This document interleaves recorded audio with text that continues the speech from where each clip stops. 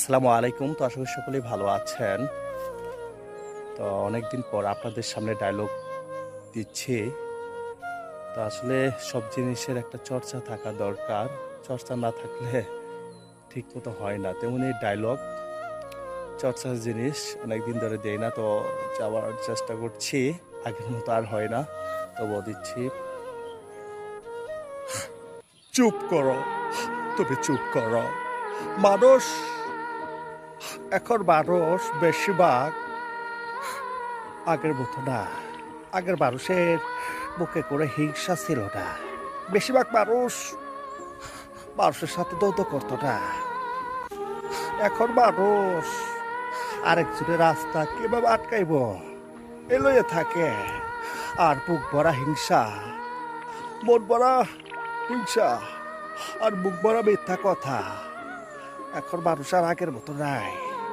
এখন মানুষ কেমন যে হয়ে গেছে।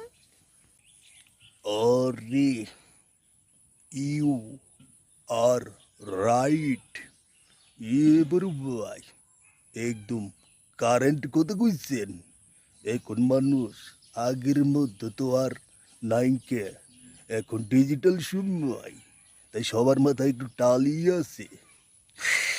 আরে আরে আরে হা, একদম কথা রাইট।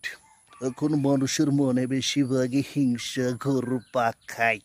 হিংসা না করলে পেটের ভাত হজম হয় না। আর মিথ্যা কথা না বললে ঘুম আসে না। হ, ছোট যা কইছস মাকার, সত্যি কথা কইছস, সত্যি কথা কস না।